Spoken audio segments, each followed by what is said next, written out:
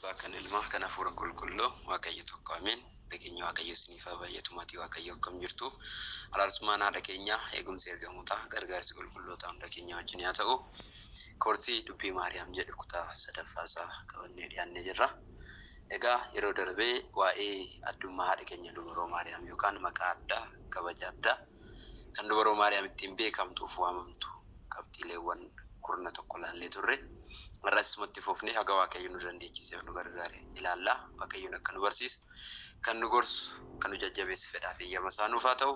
Giftiin keenya dubroo Maariyaam uumaadhaa gadi uumamaa ol fooniin yaadaan dubroo ta'uu ishee kennaan kan guutamte ta'uu ishee haadha Waaqayyoo ta'uu ishee haadha ifaa ta'uu ishee qulqulleettii qulqulloota ta'uu ishee bultoo Waaqayyoo ta'uu ishee amanamummaa adda ta'e kan qabdu araarsummaa adda ta'e kan qabduu fi gadoof qabummaa adda ta'e kan qabduun galmee icciitii galmee gaarummaa jedhamu ishee ilaallee turre. Har'a immoo akka jaalala Waaqayyootti dubrummaa adda ta'e isa jedhuun waa'ee haadha keenya dubroo Maariyaam ilaallaa jechuudha. Egaa giftiin keenya dubroo Maariyaam gooftaa keenya kan deesse dubrummaan ishee osoo hin jijjiiramin yookaan chaappaan dubrummaa ishee osoo hiikkatiin osoo hin jijjiiramin jechuudha. Dubartiin tokko deessee erga deessee booda dubra jedhamuu hin dandeessu. Dubrummaadhaan cimtee jiraachuu hin dandeessu. Chaappaan dubrummaa ishee ni jijjiiramaa jechuudha yookaan gara haadhummaatti jijjiiramte jechuudha. Giftiin keenya dubroo Maariyaam garuu osoo gooftaan dahin yeroo gooftaa deessu erga deessees dubroo jedhamte jechuudha. Qalbeeffadhaa. Gooftaa osoo hin dahin dura dubroo turte, yeroo gooftaa deessu dubroo turte, erga gooftaa deessees bara baraan dubroo bara baraa yookaan dubree bara baraa jedhamtee waamamte jechuudha. Dubrummaa ishee baraan cimee kan jiraatudha jechuudha. Kanaafidha galata Maariyaamii keenya irratti qulqullichi abbaa Hireen inni sirraa dhalachuu isaatiin foon uffachuu isaatiin waaqummaan isaa hin jijjiiramne jedha galata Maariyaamii keenya irratti. Sirraa dhalachuu isaatiin waaqa ta'e osoo jiru gad dhufee foon uffachuu isaatiin sirraa dhalachuu isaatiin waaqummaan isaa hin jijjiiramne. Erga jedhee booda atis isa dahuu keetiin dubrummaan kee hin jijjiiramne. Isa kanadha dubroo Maariyaam adda kan taasisu. Inni waaqummaan isaa osoo hin hafin waaqa ta'e osoo jiru nama ta'e foon uffate waaqa ta'uu isaatiin namummaan isaa hin hafne nama ta'uu isaatiin waaqummaan isaa hin hafne. Akka waaqummaan isaaf namummaan isaa waloomee cimee jiraate dubrummaa fi haadhummaan keessu waloomee cimee jiraate gaafa jedhee wal qabsiisudha jechuudha. Egaa qulqulluu Gabriel Misiraachoo yerootti giftii keenya dubroo Maariyaamitti gammadee ayyaana qabeetti gooftaan ni deessaa gaafattiin jedhutti deebii akkana jedhu tokko deebiste dubroo Maariyaam. Nagaa gaaffii akkamitti kana akkamidha erga jettee erga qorattee booda akkamitti naaf ta'a anoo dhiira hin beeku gaaffii jedhu dhiyeessitee fonnu hiikawuu dandeessintu inzayii ammira bi'isi dhiira waan hin beekneef kun akkamitti naaf ta'a jette. Akkamitti naaf ta'a dhiira hin beeku. Asirratti jechi kuni gara baay'eetti hiikkata. Tokkoon dhiirri maal akka ta'e illee hin beeku. Yoosefii fi luboota irraan kan hafe dhiirri maal akka ta'e maal akka fakkaatu hin beeku. Kanaafidha Bariyaaqos ati akka dubara warra Ibrootaa dargaggeeyyiin kan si dubbisan si haasofsiisan miti. Ergamoonni samii si galateeffatan malee dhiira waliin haasaa tokkollee naasofne gaafa jedhu. Kanaaf dhiira hin beeku. Maaluma akka fakkaatullee akkam akka ta'ellee fakkaattii dhiiraan beeku. Maaliif mana qulqullummaa keessatti guddatte luboota tajaajiltoota mana qulqullummaatiin al Zakkaariyaasiif luboota kaan jechuudha. Yoosefii fi dhiira kamillee beektu. Inni icciitiin inni guddaan garuu dhiira beekuudhaaf karoora koo miti. Fuulduraaf illee dhiira beekee bultii horadhee yookaan gaa'ilummaadhaan jiraachuuf karoora koo miti. Dubrummaan cimee Waaqayyo koo tajaajiluudha karoorri koo gaafa jedhu dhiiran beeku. Fuulduratti isa jedhudha jechi kun kan ibsu. Dhiiran beeku ni jedhu. Dhiira beekee bultii horadhee jiraachuuf karoora koo miti. Dubrummaan cimee jiraachuudha karoorri koo yaadni koo. Sammuu isheetti yaada isheetti hawwii isheetti fedhii isheetti waan dhiira beekuu ishee keessa jiru waan ta'eef. Kanaaf akkamitti naaf ta'a akka jedhu. Fedhii ishee kana ni beeka Waaqayyo. Kana gaafa deebisuuf qulqulluu Gabriel maal jedhe? Ismaaloo nagar zeessiyaan oleessiyaan. Waaqayyoof wanti dadhabamu jiraa hin jiru. Kanaaf fedhiin kees ni eegama. Fedhiin Waaqayyoos ni eegama. Kanaaf dubroo Maariyaam dubrummaan cimtee jiraachuu barbaadde fedhii ishee eegeef Waaqayyo. Waaqayyo immoo ishee irraa dhalachuu barbaade fedhiin Waaqayyoos ni eegame. Kanaaf dubroo Maariyaam akkuma fedhii ishee akka hawwii ishee dubrummaan cimtee jiraatte waaqayyos akkuma jaalala isaa akka fedhii isaa ishee irraa dhalate dubrummaan ishee osoo hin jijjiiramin jechuudha. Kanaaf dubroo bara baraati jechuudha.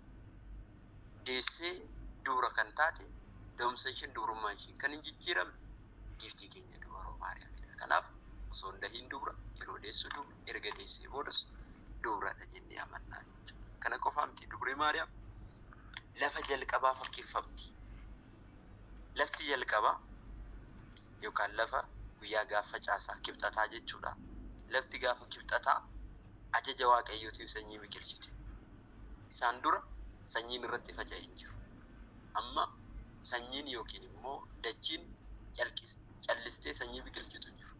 Irratti erga facaasne, erga qonnee, erga shoggorree booda lafti sun sanyii biqilchuu danda'a. Lafti jalqabaa garuu sagalee waaqayyoo dhageessee sanyii biqilchite.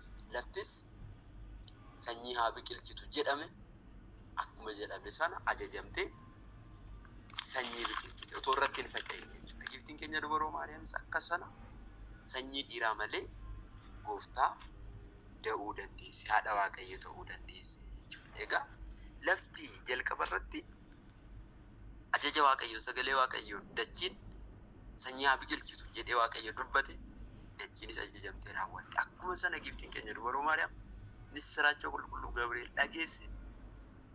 Ani waaqayyoof garbittii isaati akka jecha kee naaf haa ta'u jettee amantee fudhatte gooftaa da'uu dandeesse jechuudha. Akka lafa jalqabaa ajajamte jechuudha. Inni biraa dhagaa chaaffeffame yookiin kattaa chaaffeffame jettee manni kiristaanaa dubaroo Maariyaam waamti yookaan kattaa chaaffeffame jedhamuun beekamti. Kunis keessumaa saba Israa'el yeroo gaggeessaa turetti Museen kattaa chaaffeffame yeroo rukututti kattaan sun bishaan jireenyaa bishaan maddisiise. Ni du'u turanii waan dhugan hin qaban waan ta'eef. Garuu rukuttaa Museetiin abboommii waaqayyootiin kattaa goggogaan kan chaaffeffame bishaan burqisiisuu danda'eera. Isarraa dhuganii dheebuu isaanii darbuu danda'aniiru. Dheebuu lubbuu keenyaa kan nuuf argamsiiste kattaa chaaffeffamte haga dhufaatii gooftaatti cimtee kan jiraatte burqaan jireenyaa kan irraa argame giiftii keenya dubaroo Maariyaam. Kanaafidha qulqulloonni hayyoonni mana kiristaanaa maal jedhuuni?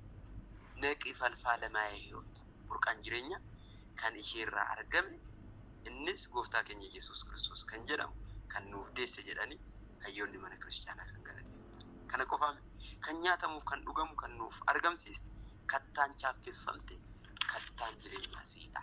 Kattaan Museen yeroo isaa dhufe.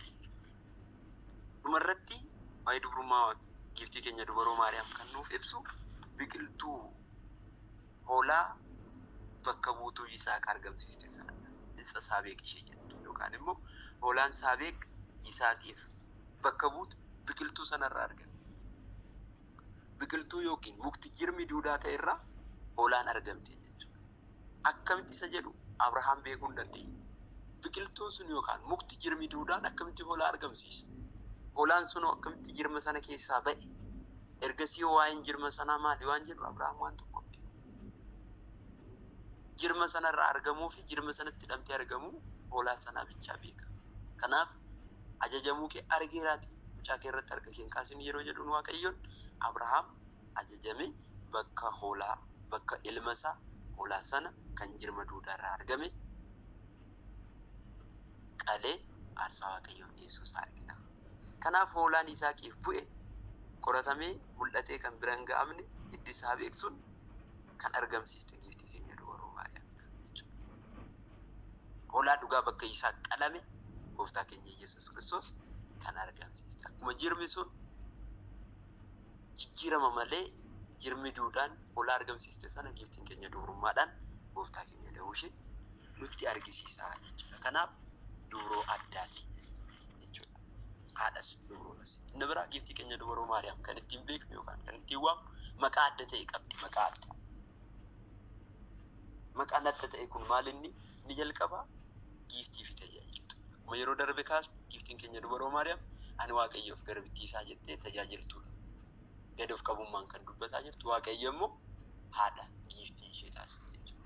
Giiftii hundumaa dhala namaa hundumaaf giiftii giiftii akka taatu. Haati gooftaa kootii akkam gara koo dhufti jettee Elsaabeet giiftii jettee galateeffatte jechuudha. Ergamaan qulqulluu Gabriel samiirratti ergamoota bakka bu'ee lafarratti haati keenya qulqulleettii Elsaabeet giiftii keenya dubroo Maariyaam galateeffataniiru. Kanaaf giiftiidha. Qulqullichi Efreem giiftii fi tajaajiltuu yaa dubroo gammadii ittiin jedha. Giiftii fi tajaajiltuu. Giiftii taatee osoo jirtu tajaajiltuu. Tajaajiltuu taatee osoo jirtu giiftii kan taate ati gammadii. Kanaaf maqaa adda ta'e kana qabdi jechuudha. Inni bira maqaa adda ta'e giiftiin keenya dubroo Maariyaam kan qabdu haadhaa fi dubroodha. Akkuma sila laal. Waaqayyoof haadha taatee osoo jirtu immoo dubroodha. Kanaaf giiftii keenya haadha keenya dubroo Maariyaam. Jechi kun wal faana deemuu hin danda'u. Jecha kana wal faana kan deemsise garuu haadha keenya giiftii keenya dubroo Maariyaam qofadha. Haadhas kan ta'e dubroos kan ta'e giiftiis kan ta'e tajaajiltuus kan ta'e gadoof qabummaadhaan haadha waaqayyo ta'uu kan danda'e wal faana kan simsiisee deemee danda'e giiftii keenya dubroo Maariyaam. Kanaaf maqaa adda ta'e qabdi.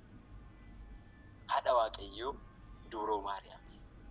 Gama tokkoon haadha waaqayyoo jechaan jira, gama tokkoon dubroo Maariyaam. Haadhummaaf dubrummaa wal simsiistee qabatte waan ta'eef jechuudha. Kanaan adda taati dubroo Maariyaam.